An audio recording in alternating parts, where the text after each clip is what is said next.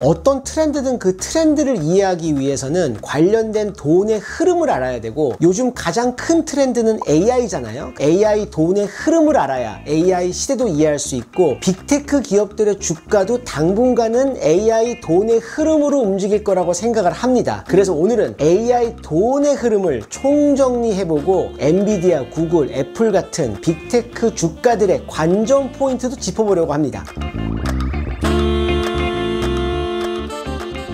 어떤 산업이든 돈의 흐름은 두 가지 시작점이 있어요. 첫 번째는 소비자가 돈을 쓰는 거고, 두 번째는 산업 내에서 기업이 투자를 하는 거예요. 결국 목표는 소비자의 지갑을 여는 거지만 AI가 아직 소비자가 지갑을 여는 단계까지는 아니에요. 여러분들도 AI 서비스에 돈 내시는 분은 많지 않잖아요. 하지만 산업 내 기업들의 투자는 엄청나게 활발하게 일어나고 있습니다. 현재 AI 산업의 돈의 흐름은 생성형 AI에서 시작해서 데이터 센터로 흘러갔다가 반도체로 흘러가는 흐름이에요. 하나씩 짚어볼게요. 우선 AI 메가 트렌드를 시작한 챗GPT를 시작으로 생성형 AI에 엄청난 투자가 일어나고 있습니다. 그런 AI를 만드는 기업들의 기업 가치가 빠르게 올라가고 있어요. 대표적으로 챗GPT를 만든 오픈AI는 아직 직원 수가 2,000명이 안 된다고 하는데 추정 기업 가치가 800억 달러 이상이라고 해요. 한국 돈으로는 100조 원이 넘는 금액입니다. 국내 주식시장에서도 100조 원이 넘는 기업 가치를 가진 기업은 2개밖에 없어요. 얼마나 많은 투자 자금이 몰린지 알 수 있죠? 또 클로드라는 생성형 AI를 만드는 규모가 좀 작은 엔트로픽이라는 AI 스타트업의 추정 기업 가치는 25조 원 정도가 된다고 합니다. 창업한 지 3년 정도 된 회사거든요. 25조 원이면 네이버랑 비슷한 기업 가치예요. 생성형 AI를 만드는 빅테크들의 주가를 봐도 이 흐름이 보이는데, 페이스북이 2012년에 상장을 해서 주가가 잘 올라가다가 2021년에 메타버스 한다고 회사 이름을 메타라고 바꾼 다음에 370달러 정도 하던 주식이 90달러까지 떨어졌어요. 근데 이름 변경이 무색하게 AI 개발에 집중하면서 라마3라는 모델도 개발했고, 인스타그램 알고리즘도 AI잖아요. 그런 결과로 좋은 실적을 보여주니 주가는 다시 쭉 올라서 지금은 500달러 정도까지 올라와 있습니다. 저는 메타 주식을 상장 때부터 모아오고 있거든요. 상장 때 샀던 주식은 지금 20배 정도가 올라 있습니다. 앞으로 메타의 주식도 메타버스 같은 것보다는 인스타그램 같은 서비스나 광고 상품을 어떻게 진화시킬 건지에 따라서 움직일 거라고 생각을 합니다. 그리고 AI를 개발하기 위해서는 데이터가 많이 필요한데, 메타는 페이스북이나 인스타그램에 올라온 혹은 거기에 사람들이 퍼다 나르는 데이터가 워낙 많기 때문에 유리할 거라는 분석도 있습니다. AI는 엄청난 양의 데이터를 처리해서 우리에게 답을 주는데, 그 데이터를 처리하는 곳이 데이터 센터예요. AI를 돌리기 위해서는 데이터 센터가 꼭 필요한데 이 데이터 센터 비용이 굉장히 비쌉니다. 오픈AI의 작년 적자가 한화로 약 7천억 원 정도라고 하는데, 물론 개발비 같은 비용도 있겠지만 데이터 센터에 들어간 비용이 가장 큰 것으로 알려져 있어요. 그래서 AI 회사로 몰린 돈의 큰 부분이 데이터 센터 회사로 흘러가고 있습니다.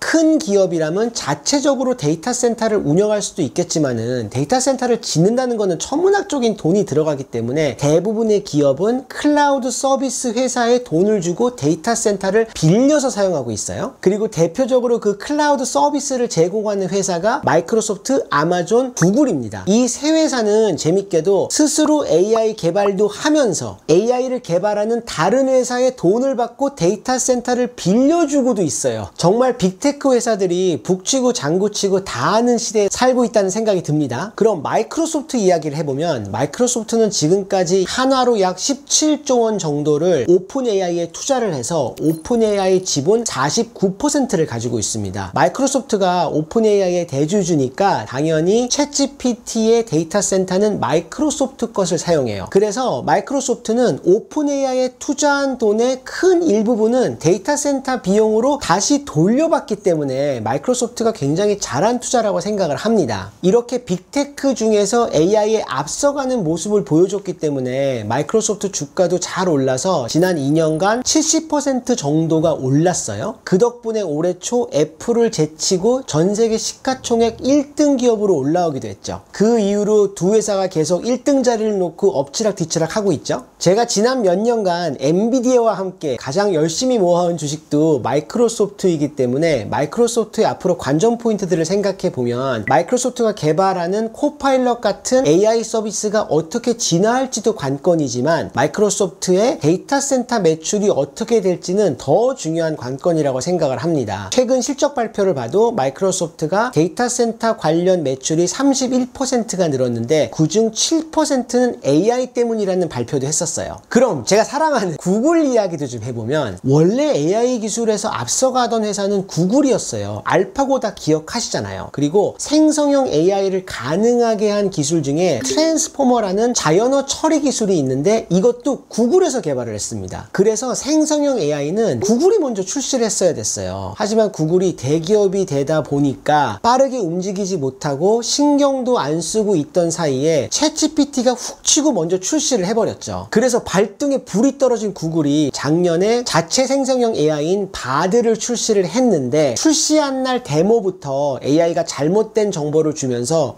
구글이 AI 시대에 밀리는 거 아니야? 라는 우려를 낳으면서 그날 주가가 7%나 떨어졌어요. 하지만 그 후로 바드를 구글 제미나이로 재출시를 하고 개발자 행사에서 많은 AI 기술을 보여주면서 역시 구글이다라는 평을 받으며 지난 1년간 구글 주가는 55% 정도 상승을 했습니다. 저는 구글 다니면서 받은 구글 주식이 많아서 구글 주가 정말로 중요한데 AI, 검색, 클라우드, 유튜브 등 워낙 좋은 자산을 가지고 있어서 앞으로 전망이 좋다고 개인적으로는 생각을 합니다. 근데 앞으로 검색과 AI의 미묘한 상관관계가 변수가 될 수가 있어요. 지금까지 인터넷 생태계는 검색에서 사람들이 클릭을 하는 게 중요했어요. 클릭을 해서 내 사이트로 들어와야 됐거든요. 검색 서비스는 돈을 받고 링크를 더 잘 노출시켜주면서 돈을 벌었고 이 세계의 제왕이 구글이라 구글 매출의 60% 정도는 아직도 검색 광고거든요. 근데 생성형 AI는 내가 원하는 정보를 잘 찾아서 정리를 해줘요. 생성형 AI가 마치 나를 위해 구글링을 대신해 줍니다. 그럼 앞서 말한 사용자의 클릭 기반의 생태계가 무너질 수도 있고 그럼 전 세계 검색 시장의 90% 이상을 차지하고 있는 구글에게도 타격을 줄 수 있겠죠? 현재까지 AI가 검색 트래픽에 영향을 줄 정도까지는 아니고 구글의 검색 점유율에도 큰 변화는 없습니다. 하지만 AI가 더 많이 진화하면서 사람들의 클릭이나 검색 광고 매출이 어떻게 변할지는 아주 중요한 관전 포인트라고 생각합니다. 자, 이제 넘사벽 이야기를 할 차례인데 데이터 센터로 흘러들어간 AI 투자금이 다시 몽땅 흘러가는 곳이 엔비디아예요. 데이터 센터는 결국은 거대한 반도체들의 집합이고 AI를 돌리는 반도체는 GPU예요. 그리고 이 GPU의 절대 강자가 엔비디아입니다. 그래서 AI 데이터 센터를 운영하려면 엔비디아 GPU가 꼭 필요하고 AI 시대를 이야기를 하면 기승전 엔비디아 스토리가 나오는 거예요. 추가로 엔비디아가 가지고 있는 쿠다라는 소프트웨어 플랫폼도 AI 개발하는데 꼭 필요하기 때문에 엔비디아 의존도가 더 높아지고 있어요. 엔비디아의 최근 실적 발표만 봐도 데이터 센터에 들어가는 GPU 매출이 전년 대비 무려 5배나 증가를 했다고 합니다. 영업이익은 무려 65%예요. 그러니까 엔비디아 주식이 미칠 수밖에 없는 거예요. 최근에 조정이 조금 있기는 했지만 지난 1년간만 3배가 올랐고 지난 2년간만 무려 8배가 올랐어요. 데이터 센터에 필요한 AI 반도체 수요가 앞으로 계속 늘어날 것인가는 엔비디아 주가의 가장 중요한 관전 포인트예요. 만일 모두가 AI를 사용하는 시대가 열려서 데이터 센터가 더 필요하고 기존의 데이터 센터도 반도체 업그레이드가 필요한 시대가 열린다면은 엔비디아의 힘은 더욱더 강해질 거라고 생각을 합니다.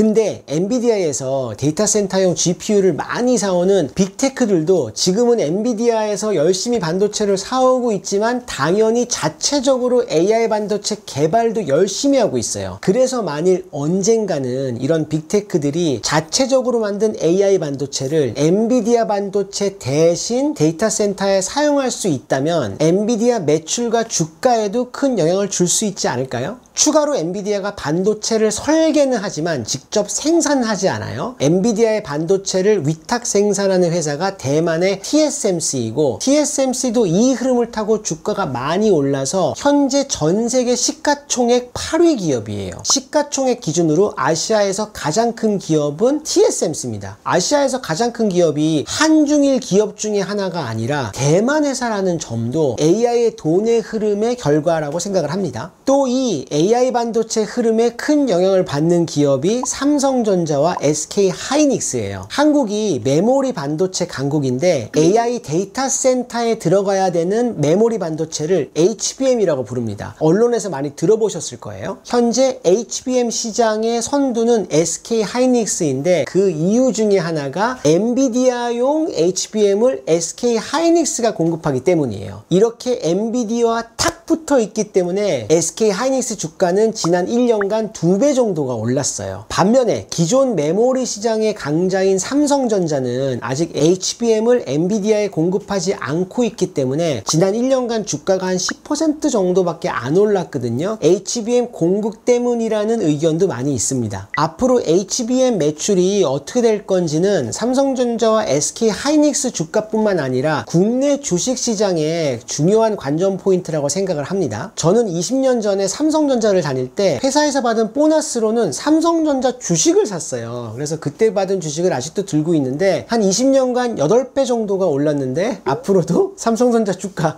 화이팅입니다. 추가로 데이터 센터에는 다른 장비들도 들어가서 AI 반도체 수요는 다양한 생태계에 영향을 주는데 최근에 LG전자 주가가 하루에 무려 13%나 오른 날이 있어요. LG전자가 만드는 냉각기를 데이터 센터 단지에 공급한다는 뉴스 때문에 주가가 13%나 오른 거예요. AI 소식이 얼마나 주식시장에 큰 영향을 주는지 알 수 있는 뉴스였다고 생각합니다. 지금까지 이야기한 흐름이 가장 큰 흐름이라면 이것만큼 크진 않지만 또 다른 중요한 돈의 흐름은 AI 관련된 디바이스예요. 일반 사용자들이 생성형 AI를 주로 사용하는 곳은 노트북이나 휴대폰이기 때문에 제조사들은 사용자들이 더 쉽고 편하게 AI를 사용할 수 있는 디바이스를 앞다투어 발표를 하고 있어요. 그리고 당연히 그 목표는 디바이스 교체 주기를 앞당겨서 매출을 늘리려는 거죠. 앞서 말한 대로 AI를 데이터 센터에서 처리하는 거는 비싸기 때문에 디바이스 제조사들은 간단한 AI는 디바이스 내에서 데이터 센터로 안 가고 처리를 할 수 있는 온 디바이스 AI 제품들을 출시하고 있어요. 예를 들어서 삼성전자의 갤럭시 S24부터는 온 디바이스 AI가 들어갔고 마이크로소프트도 온 디바이스 AI가 들어간 새로운 윈도우즈를 출시를 했거든요. 그럼 여기서 애플 이야기를 안 할 수가 없어요. 애플이 최근에 자신들의 인공지능 시스템을 발표했는데 이름도 애플답게 애플 인텔리전스예요. AI마저 자기들의 브랜드로 가져가는 게 애플이고 앞으로 애플 디바이스들에는 시리가 업그레이드가 되어서 애플 인텔리전스가 들어가고 간단한 AI 처리는 디바이스 내에서 처리를 하고 조금 복잡한 AI는 애플의 데이터 센터로 보내서 처리를 하고 더 복잡한 처리는 챗GPT로 보내서 처리를 하는 방식이에요. 그 전까지 애플은 AI 스토리가 없다 보니까 다른 빅테크 회사들의 주가가 마구 올라갈 때 애플 주식은 그렇게 재미가 없었거든요. 올해 들어서 거의 오르지를 못하다가 이번에 애플 인텔리전스를 발표를 하니까 뭐 생각보다 별거 없네 라는 평을 들으면서 발표날 오히려 주가가 2% 정도 떨어졌어요. 그러다 그 후에 그래도 이 기능이 아이폰의 교체 주기를 앞당겨 줄 거야 라는 기대 때문에 주가가 한 10% 정도가 올랐어요. 애플은 지금까지도 뭔가 새로운 거를 발표하면은 뭐 혁신이 없네, 스티브 잡스였으면 그렇게 안 했을 거야, 막 이런 평을 들으면서 주가가 발표날 살짝 떨어졌다가 그 무언가 새로운 것 때문에 디바이스 매출이 계속 올라가서 주가도 계속 오르는 모습을 자주 보여줬습니다. 그래서 온 디바이스 AI 때문에 사람들이 새로운 노트북과 휴대폰을 더 많이 살지는 애플뿐만 아니라 많은 제조사들 주가의 중요한 관전 포인트 포인트라고 생각합니다.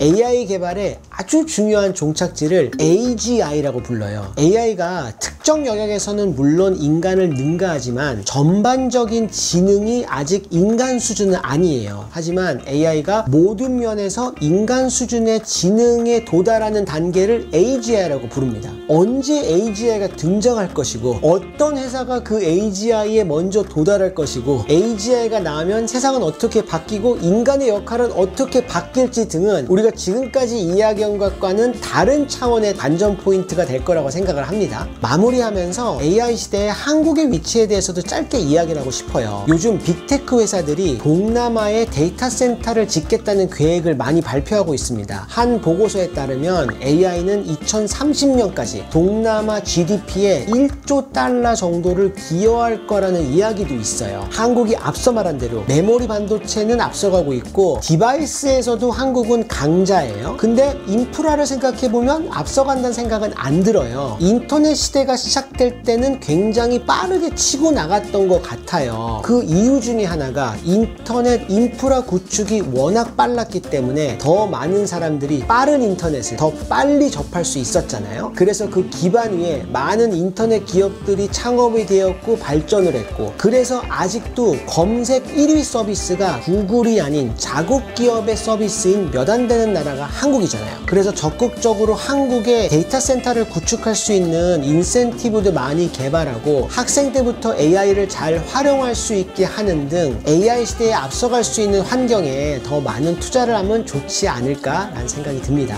오늘은 AI 시대에 가장 중요하다고 생각하는 돈의 흐름에 대해서 이야기를 해봤는데, 여러분들이 생각하시는 다양한 의견도 답글에 달아주시면 재밌을 것 같습니다. 그럼 저는 다음 시간에 더 재밌고 유익한 주제로 돌아오도록 하겠습니다. 감사합니다.